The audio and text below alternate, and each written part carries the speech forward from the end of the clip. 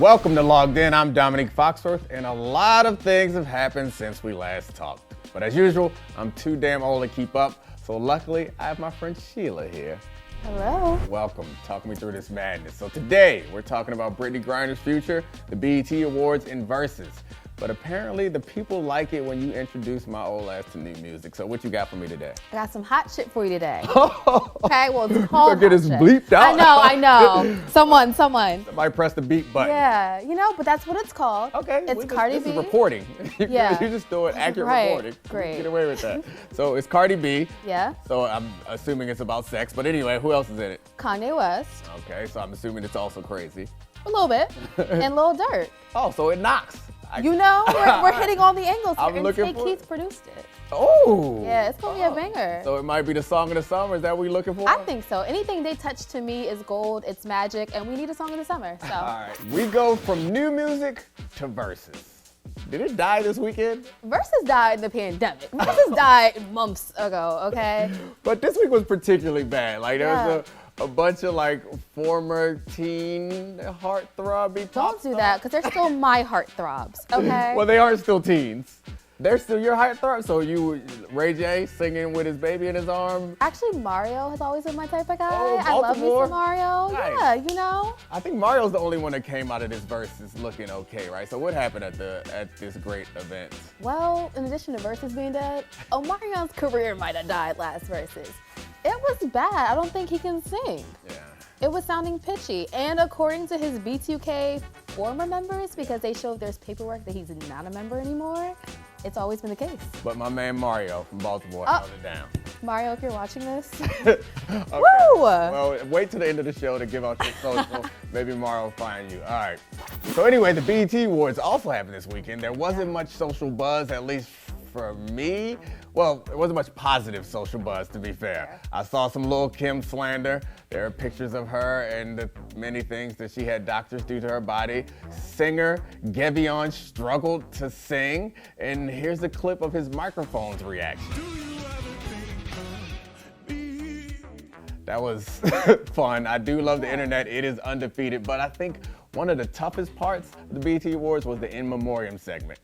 Which, Who produced that? Who produced that? They struggled. So I think we need to inform the people what was so uncomfortable about it. So it started out with Roe v. Wade, which I understand it did die, but In Memoriam normally for people. The place to put it. That was a little odd. Like you want to do some separate Yeah. tribute or some separate like moment of seriousness, that's fine.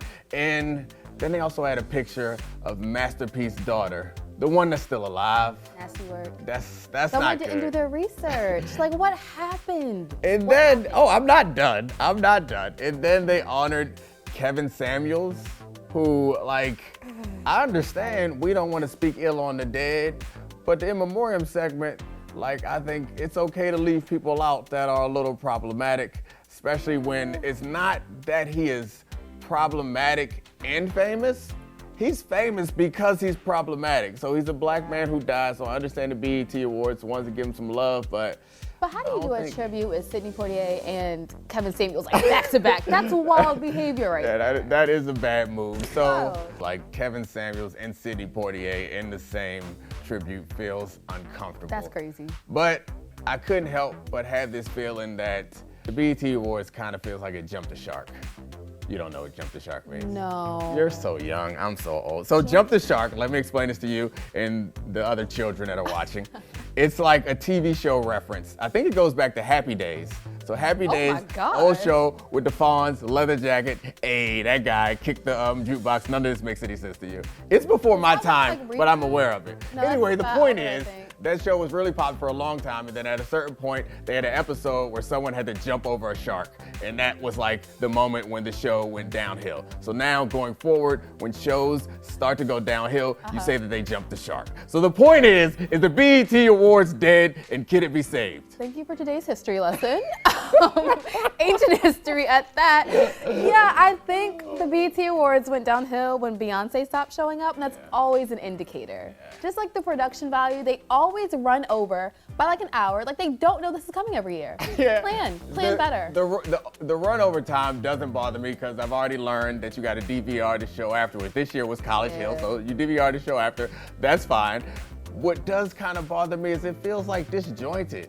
I feel like it's not a music award show. When it is actually a music award show, they also sneak in awards to actors and actresses. They do. It's just a kind of uncomfortable experience, and the big stars don't, like Zendaya got an award, didn't show up. Beyonce is never gonna show up again. Mariah Carey showed up. Mariah Carey She did show defrosted up. before Thanksgiving. We love it. Doing them little baby steps. I don't think her mic was working that well either. Oh, I'm don't just do saying. her. It's just- She said she's going to do the best she can with what she got. Well, let's end our discussion of BET Awards on some celebration of the BET Awards. They did honor Brittney Griner as the Sportswoman of the Year, which they got that right. She's in a very tough spot, as everyone knows. Today is when her trial starts. She could be facing up to 10 years before she gets out in Russia for being accused of smuggling drugs there. So it's really uncomfortable. I think there are some encouraging signs is that the president said it's got his full attention. I'm not sure exactly what that means. I'm not sure what his attention can do in Moscow, but at least we're focusing on it. What are your thoughts on the Brittney Griner thing? I'm just happy that all eyes are on Brittney Griner, because if we take our eyes off of her, it's no telling what they'll do to her. And her partners already had issues with contacting her for their anniversary. People weren't manning the phones.